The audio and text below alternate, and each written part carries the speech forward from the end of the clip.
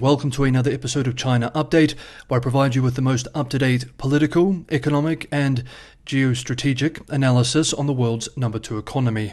My name is Tony. Let's jump in. Happy Saturday, everybody. It's the weekend. Normally that means a foreign policy-focused video, and there will be some of this coverage today. But first up, I wanted to examine an excellent deep dive report on China's local fiscal crisis, published today by Chinese financial media outlet Caixin.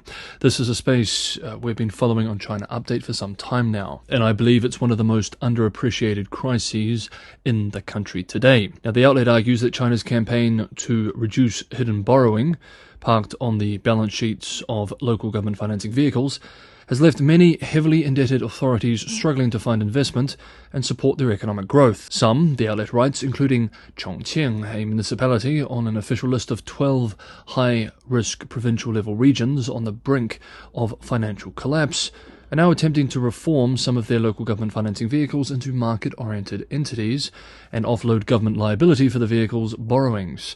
The aim is to reduce the authorities' own debt levels, which they hope will lead to the easing of restrictions imposed by the central government on their ability to borrow money and invest in GDP-boosting projects.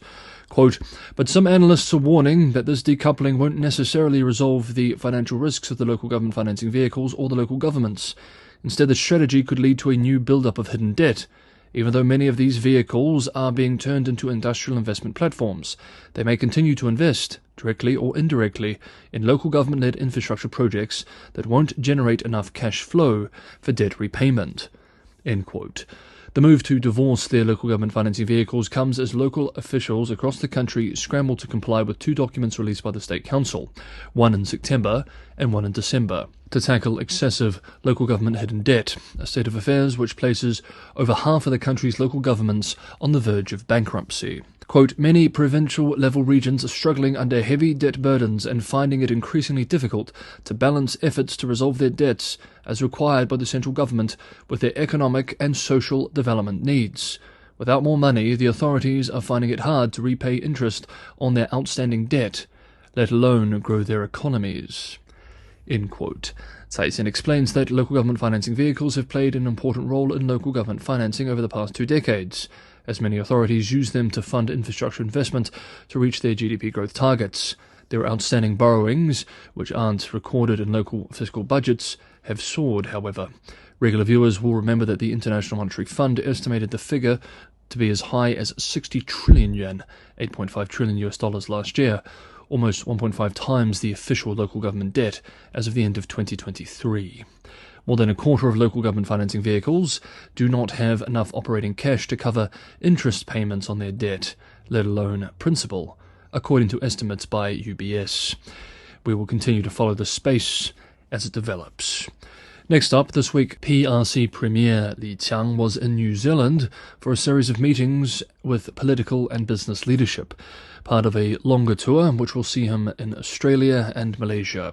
Li's 3-day trip to New Zealand, which began on Thursday, marked the first time a Chinese premier has visited the country in 7 years, after then Premier Li Keqiang's trip in 2017. New Zealand has been called by some the soft underbelly of the Five Eyes Intelligence Alliance of Anglophone nations, a testing ground for Chinese policies and strategy. Others argue that the island nation is simply pragmatically paying lip service in order to enjoy favourable trade access, while ensuring security concerns are not undermined. China is New Zealand's biggest trading partner in goods, Australia its biggest in goods and services. Whichever is the case, New Zealand enjoys the friendliest relations with Beijing of the 5 Anglophone nations, for now at least. During the visit this week, China and New Zealand agreed to expand the scope of their trade and people-to-people exchanges.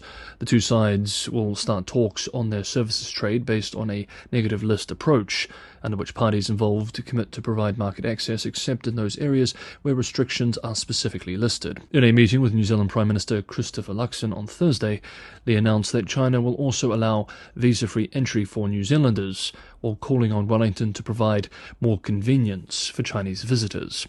The 2 sides also signed a number of cooperative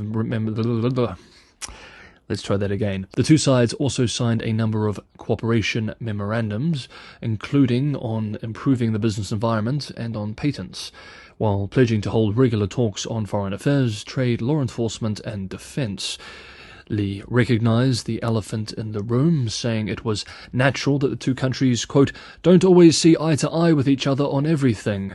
Such differences should not become a chasm that blocks exchanges and cooperation between us, end quote. To coincide with Li's visit, a local New Zealand media group published a documentary called The Long Game, with revelations that, quote, PRC influence and interference operations in New Zealand have been going on for decades, unabated, striking at the heart of our democracy, end quote.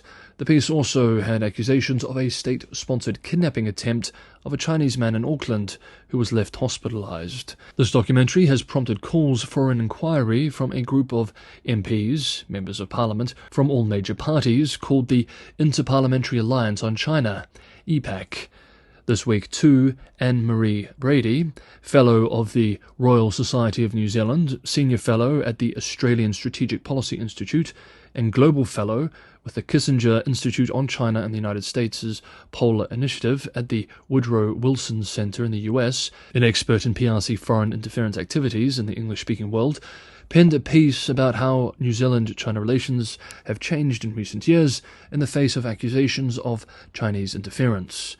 Quote, New Zealand-China relations were once characterized by the firsts.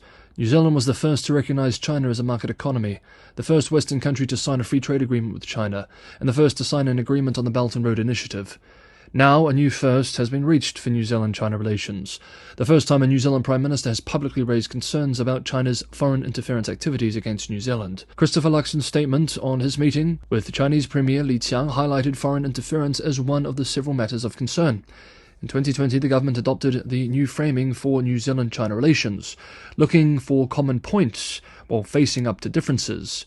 In Chinese, 求同利益. A further turning point in New Zealand-China relations seems to have provoked China's diplomatic offensive, which alternates from charm to outright bullying.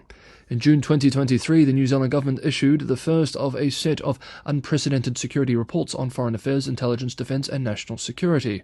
All of them highlighted the threat China poses to New Zealand's internal and external security. The first report spoke of New Zealand facing a grim strategic outlook. New Zealand has not changed. It is China under Xi Jinping that has changed. The government is responding to that. New Zealand, like other countries in the world, is facing up to China as it is under Xi. End quote. And on this theme, next up, we move to tensions across the Taiwan Straits. But just quickly, if you enjoyed today's episode of China Update, as always, it's a huge help if you can hit the like button, share and subscribe. Subscribing is especially important. Almost half of regular viewers are not subscribed, and this is one of the easiest ways to help the channel grow. Patreon and Buy Me Coffee links are also in the description for those who want to help keep the channel financially sustainable. Next up, this week, Taiwan President William Lai, or Lai Ching-te, featured on the front cover of Time magazine, with whom he gave a long interview. The US outlet, in its cover story for the interview, wrote, quote, he has been to the PRC only once, in 2014, on a cultural exchange as mayor. It wasn't a success. Speaking with faculty and students at Shanghai's Fudan University, Lai was asked if the DPP would amend its goal of independence to mend ties with China. Instead of dodging the question, Lai candidly replied that a desire for independence was a consensus among Taiwan's people. End quote. Let's end today's video by examining some of this interview. Question. Since we last spoke, China's economic problems continue to mount. Do you feel that this makes Taiwan more vulnerable? Answer. I have always believed that a stable China leads to a safer Taiwan. A prosperous Taiwan can also bring about progress in China. Therefore, I do not wish to see growing difficulties in China's economy or its society become more unstable. Today, things have changed because China's business environment has worsened. China has placed ever stricter controls on the free market. They are adopting a policy of placing state-owned businesses first, at the expense of the private sector. In 2010, investments in China accounted for 83.8% of Taiwan's total foreign investment. Last year, investment in China accounted for only 14.4% of Taiwan's total foreign investment. Taiwan's foreign trade with China also fell from its previous high of over 50%, totaling 34.5% in 2023. Despite this, Taiwan's economic growth rate has averaged 3.15% over the past 8 years, ranking first among the 4 Asian tigers.